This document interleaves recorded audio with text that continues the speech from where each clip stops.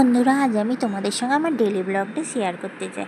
প্রথমে ঘুম থেকে উঠেই পায়রাটির দর্শন পেয়ে গেলাম। তারপরে হঠাৎ মনে পড়লো আমার ছেলেদের জন্য টিফিন বানিয়ে স্কুলে পাঠাতে হবে। তারপর ওরা একে একে রেডি হয়ে স্কুলে চলে গেল।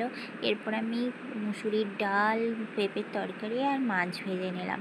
তারপরে তাড়াতাড়ি করে ঘরটিকে ঝাঁট দিয়ে মুছে নিলাম। আমার ছোটোটির আসার যেহেতু টাইম হয়ে গেছিলো, ওই জন্য আমি তাড়াতাড়ি কাজগুলো সেরে নিলাম। এরপরে বন্যর বাবা বন্যকে স্কুল থেকে নিয়ে আসলো।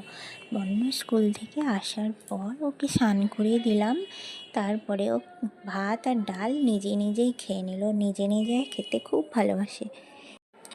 তোমরা আবার বলো না ও একা একা কেন খাচ্ছে। এরপরে আমি আমার জমানো বাসনগুলো মেজে নিলাম। আমার একে একে সব কাজগুলো সেরে নিলাম। কতগুলো ভিজানো ছিল, তারপর আমি জায়গাটিকে পরিষ্কার করে এখানে জায়গাটিতে কেচে নিলাম।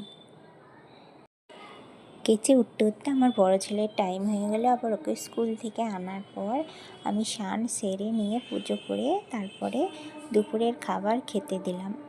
এই যে দুপুরের মেনুতে আজকে আমি কি করেছিলাম তোমরা তো আগেই দেখেছো। আমার ভিডিও যদি ভালো লাগে তোমরা